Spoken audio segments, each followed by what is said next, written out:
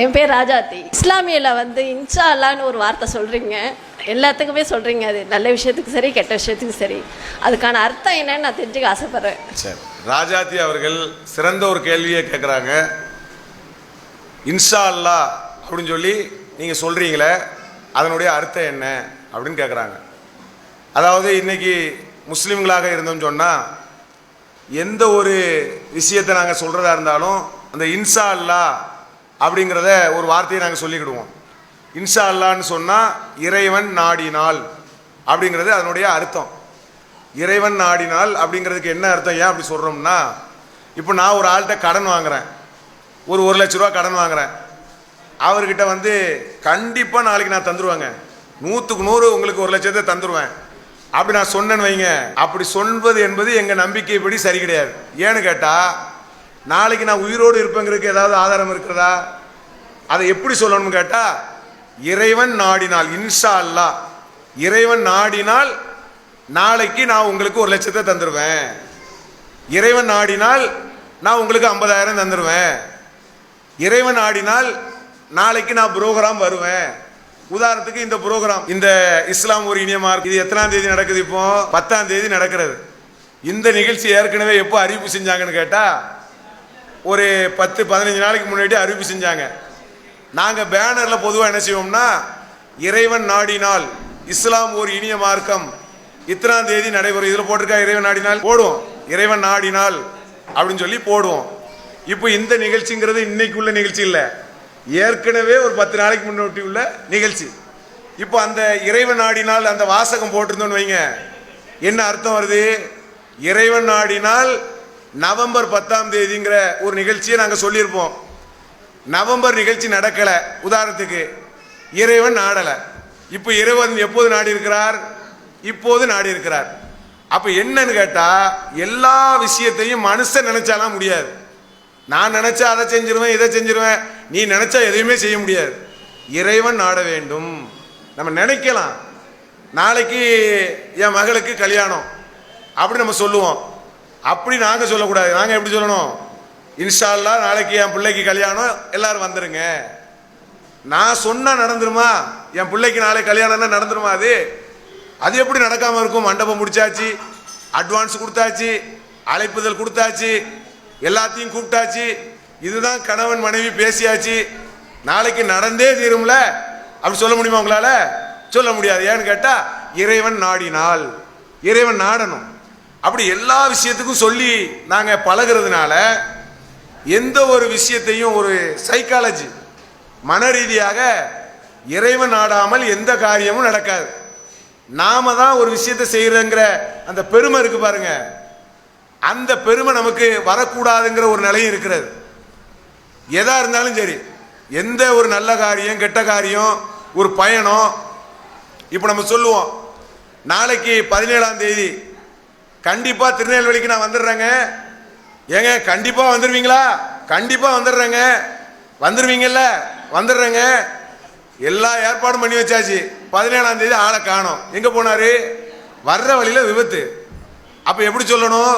இறைவன் நாடினால் 17ஆம் தேதி திருநெல்வேலிக்கு நான் வருவேன், இறைவன் நாடினால் அப்படிங்கிற அந்த வார்த்தையை சேர்த்துட்டோம்னா அந்த விபத்து என்னை பாதிக்குமா? பாதிக்காது. ஏன் பாதிக்காதுன்னா, நான் சொல்லும் போதே என்ன சொன்னேன்? இறைவன் நாடினால் நான் 17ஆம் தேதி வருவேன். இறைவன் நாடலப்பா, நான் வர்ற வண்டி பஞ்சராகி போச்சு, நான் திருச்சியில் தங்கிட்டேன், 18ஆம் தேதி தான் நான் வந்திருக்கிறேன். இப்போ முடிஞ்சு போச்சா விஷயம்? இப்படி எந்த ஒரு விஷயம் பேச்சுவார்த்தைகள்ல இறைவன் நாடினால் என்று சொல்லும் போது இறைவனை கண்ணியப்படுத்தக்கூடியது. இறைவனை உயர்த்தி பேசுறோம், மனுஷனை தாழ்த்திக்கிடுறோம். இறைவனை உயர்த்தி பேசுறதும் மனுஷனை தாழ்த்தி கொள்றதும் நமக்கு ஏதாவது கஷ்டமா சொல்லுங்க? இறைவனை உயர்த்தி பேசுறோம், எல்லா செயல்களும் இறைவனால தானே நடக்குது, மனுஷனால நடக்கல. அதே போல இறைவனை உயர்த்தி பேசுறது, மனுஷனை தாழ்த்தி பேசுறது என்பது இறைவன் விரும்புகிறான். குர்ஆன்ல ஒரு வரலாறு வருகிறது.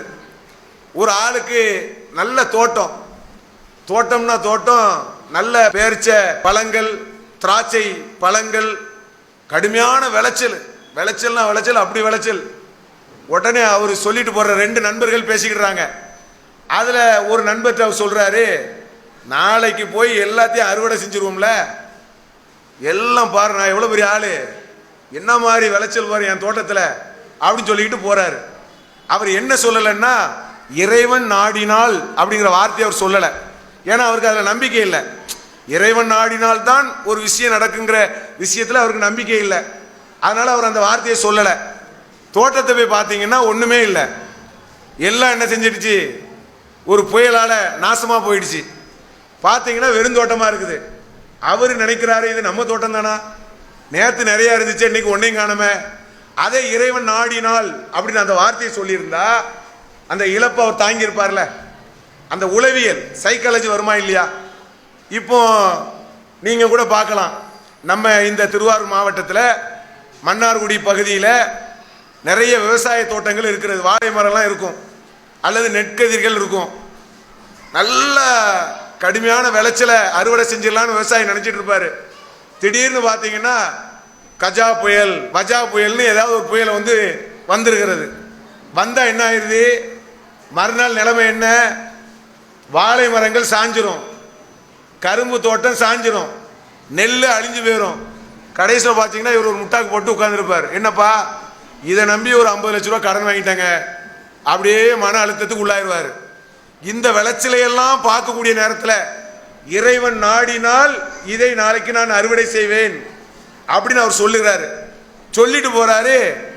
அதுக்கு பிறகு புயலால் தாக்கப்பட்டிருந்தா அவர் என்ன நினைப்பாரு, இறைவன் நாடவில்லை, முடிவுக்கு வருவாரா இல்லையா?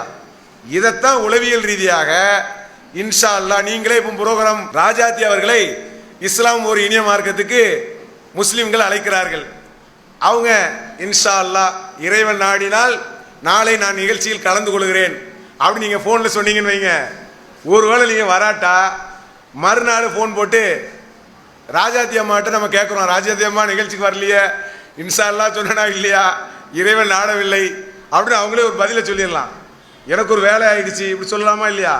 அப்போ இறைவன் நாடினால் என்பது மிகப்பெரிய ஒரு உளவியல், மனுஷனுடைய மன அழுத்தத்தை தீர்க்கக்கூடிய ஒரு பெரிய கருவி. அதனால தான் நாங்கள் எதை சொன்னாலும் சரி, யார்கிட்ட கடன் வாங்கினாலும் சரி, கொடுத்தாலும் சரி, நாளைக்கு கண்டிப்பாக உன் 1 லட்சத்தை வாங்கிட்டு போ அப்படி நாங்கள் சொல்ல மாட்டோம். அப்படி சொன்னவர் யாராவது தந்திருக்காங்களா பார்த்தீங்களா? நாளைக்கு வாங்கிரு, நாளைக்கு வாங்கிருப்பாங்க. ஆனால் யாராவது உடனே தர்றாங்களா? தரமாட்டாங்க. நான் எல்லாம் ரெடி பண்ணிட்டேன் பாய், கடனை கொடுக்க முடியலம்பாங்க. அதே நேரத்தில் இன்ஷா அல்லாஹ் இறைவன் நாடினால் உங்களுடைய கடனை வாங்கிக்காங்க, 5 நாள் டைம் கொடுங்க, இன்ஷா அல்லாஹ் முடிக்கிறனா இல்லையா? அப்போ அந்த இன்ஷா அல்லாஹ் என்று சொல்லக்கூடிய வார்த்தையில் பல்வேறு விதமான உளவியல் மனநிலை பயிற்சி என்பது இஸ்லாம் எங்களுக்கு கொடுக்கிறது. அந்த அடிப்படையில் தான் இந்த வார்த்தையை நாங்கள் அடிக்கடி சகலமாக பயன்படுத்தி கொண்டிருக்கிறோம். இஸ்லாம் மற்றும் சமுதாய செய்திகளை அறிந்து கொள்ள தமிழ்நாடு தௌஹீத் ஜமாஅத் யூடியூப் பக்கத்தை உடனடியாக சப்ஸ்கிரைப் செய்து கொள்ளுங்கள். மேலும் பெல் பட்டனையும் கிளிக் செய்து கொள்ளுங்கள்.